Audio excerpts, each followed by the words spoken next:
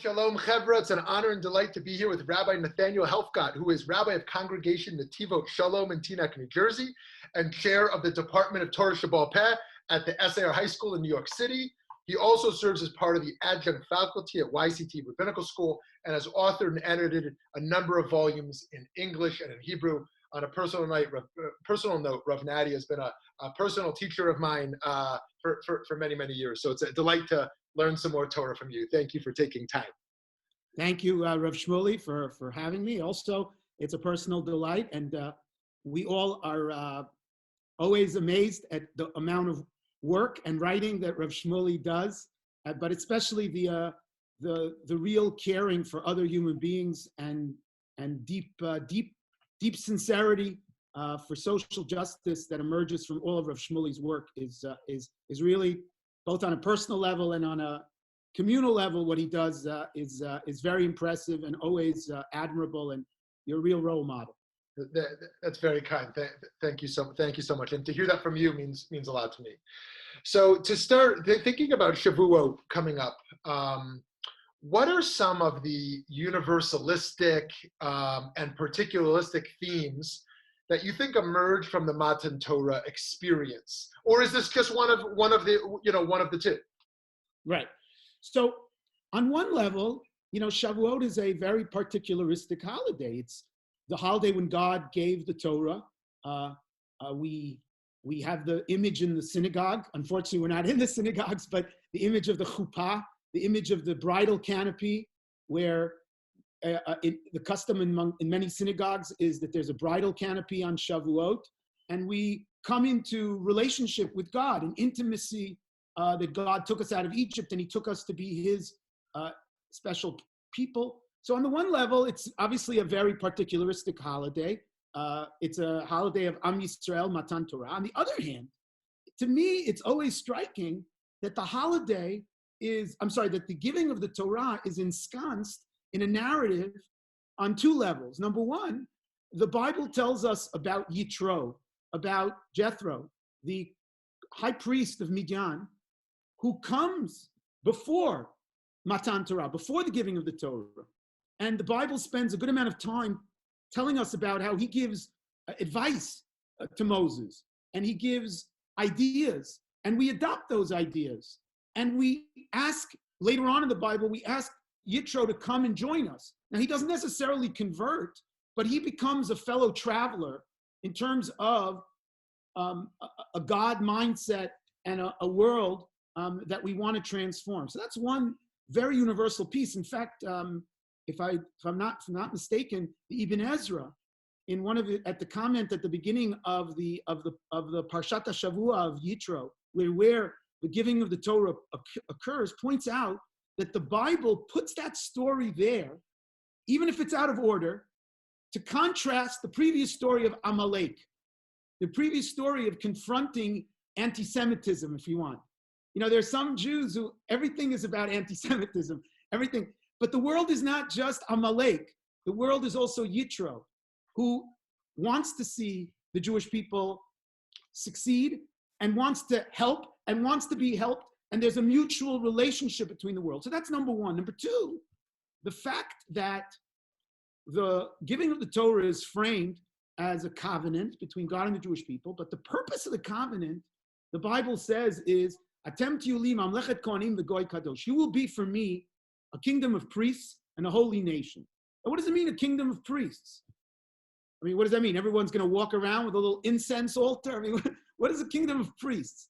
So there's a strand in the tradition, very much the Sforno and others, who emphasize that the purpose of God entering into a relationship with the Jewish people is not only for the Jewish people. It's ultimately to have an impact on the world, directly and indirectly, throughout history.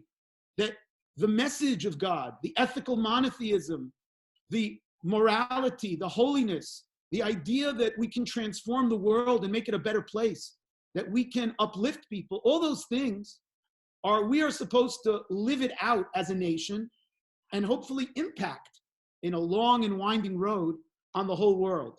So it's very particularistic, but there's also a universal element, which I think is very, very significant when we think about Shavuot.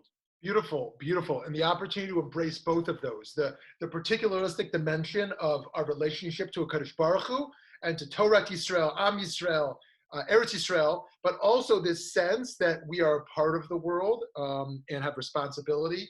And impacted by the world. And we impact the world and we're impacted by it. And we're impacted. It's great. It's not only what's kosher for us to take, but what can we give? Right. And we are impacted and have an impact.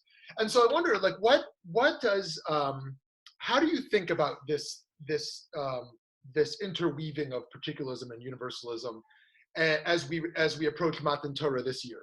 I mean, 21st century American Jews.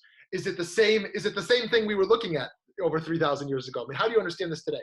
Right. I mean, I live very much in the Orthodox community, which sometimes, puts the thumb on the scale a little bit too much on the particularistic, understandably, because it has so many needs and so many want and so much, financial and other needs in terms of education and religious. But sometimes it's to the total lack of recognition that, first of all, this is part of our ultimate goal. The ultimate goal of Judaism is not to have more pizza stores, kosher pizza stores, and have more sushi, have, more synagogues. The famous from Teaneck, where you've got 200 options. Right. It's not just about that. It's about, can we transform the world, as Maimonides talks about, l'mal'at ha'olam de'ah, to fill the world with knowledge of God, and to fill the world with reverence for God, which expresses itself in the kind of society, as God tells us through the prophets all the time. What kind of society do we create? If it's a society that knows God, then it's a society where there's social justice, where there's a lot more equality. Doesn't necessarily mean it's a socialist utopia, but it's a world in which, there's a lot more that we think about. And so, again, without going into specific policies, but the idea that just excuse me, I just have to put the cord in the computer. The idea that we care about what's going on in the world around us, the public schools, the prisons, everything, that we want it to be a more perfect and just world, is something that should be embedded in our DNA. Now, it may not be that we can always spend as much time as we want, but as a value, we have to keep it. And number two, when it's necessary, we can weigh in and contribute from the wisdom of Torah and from the vision of Torah and from the message of Torah on society in general. Beautiful, beautiful. Just the last question for you today, Rav Natty. So Shavuot in 2020, not about your particular plans or your shul plans, but on a philosophical level, what does it mean to have Shavuot in isolation? Meaning, Har Sinai, it's a collectivist enterprise. We're mamish standing there together, hand in hand, if you will, receiving the Torah. I mean, there is, Rav Soloveitchik taught such a beautiful Torah, of existentialist Torah, the self, standing alone. But we're a collectivist enterprise. We're a nation, so how do we understand approaching Shavuot this year? Right, so I think, first of all, we're going to be missing an element, and that's, I think we have to own up to that and recognize that. And that piece, there's a loss and there's a grieving for that loss of coming together. At the same time, it's interesting, the Aseret HaDibrot, the 10 statements were given in the singular as well. Lo yelecha Elohim achirim al panai. Lo tirtzach. It's not only given in the plural, it's given in the individual. And, this year is a year maybe of avoda, of working on our own unit, ourselves and our family, to strengthen those bonds, strengthen that connection to Torah, find ways to make it meaningful. And then hopefully as we emerge from that, we'll emerge stronger as selves to come together again. But there's no doubt there's an element that's going to be missing this year. And there's a loss. There's no doubt that there's a loss.